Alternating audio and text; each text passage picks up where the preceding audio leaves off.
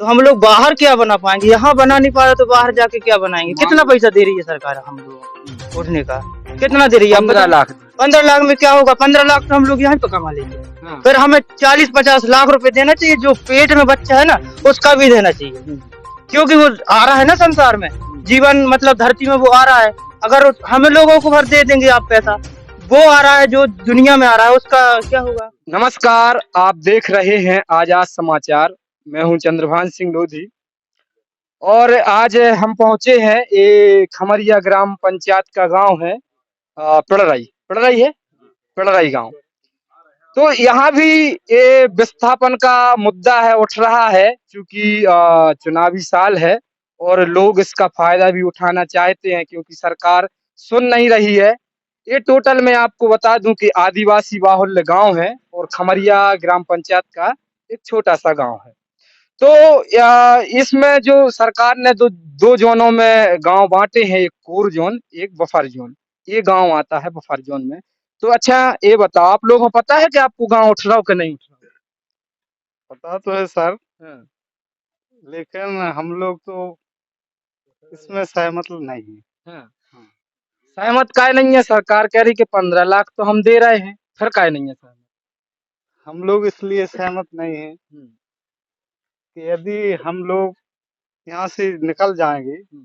तो हमारा शायद कहीं पे रुकने के लिए व्यवस्था बने या ना बनेगी, तो हमारे छोटे जो बच्चे हैं उनकी तो हालत ही बिगड़ जाएगी। मतलब आप चाह रहे कि न उठो। हाँ, और भी हमारे साथ में है। तो अच्छा ये बताओ कि आप तो युवा पीढ़ी हो, आप भगवो चाह रहे थे ऐसे? नहीं, बिल्कुल नहीं। काहे नहीं चाह रहे? सरकार विकास करवा रही, बोल रही कि हम इतने जंगल में शेर पाल हैं, आप कह रहे नहीं भगने तो हैं, काहे? शेरों से डरेंगे थोड़ी ना। हाँ। हम लोग क्यों भागे भाई? हमारी जो अब मतलब बहुत पुरानी पीढ़ी से चली आ रही है, और आज तक मतलब 2-5 पीढ़ियां भी हो गई हैं, आज तक वो घर भी नहीं बना पाए। तो हम लोग बाहर क्या बना पाएंगे? यहाँ बना नहीं पा रहे तो बाहर जाके क्या बनाएंगे? कितना पैसा दे रही है सरकार हम लोगों को उठने का? कितना दे रही है आप 15 बताओ? लाख दी। 15 लाख में क्या होगा? 15 लाख तो हम लोग यहाँ पे कमा लेते हैं। हाँ। फिर हमें 40-50 लाख रुपए देना चाहिए, जो पेट में बच्चा है ना उसका भी देना चाहिए, क्योंकि वो आ रहा है ना संसार में, जीवन मतलब धरती में वो आ रहा है। अगर हमें लोगों को भर दे देंगे आप पैसा, वो आ रहा है जो दुनिया में आ रहा है उसका क्या होगा? इसलिए हम लोग नहीं भगना नहीं चाहते। भागो। मान लो सरकार ने जबरदस्ती की, क्योंकि सरकार तो सरकार होती है, फिर क्या करोगे आप लोग? कैसे कैसे करेगी जबरदस्ती? सरकार तो हमारी है ना, जनता ही सरकार होती है। अगर जनता जो चुनेगी वही करना पड़ेगा सरकार को। अच्छा ये बताओ कि हवा तो सब जगह फैल गई है और मुद्दा भी बन रहा है कि विस्थापन वाला। आपके क्षेत्रीय जो नेतागण हैं, चाहे वो विधायक हों, पूर्व विधायक हों, जिला पंचायत सदस्य, सरपंच, कोई भी, ये लोग आप लोगों की लड़ाई में शामिल हैं या नहीं है? नहीं, अगर ये होंगे भी तो जनता नहीं उठेगी भाई साहब।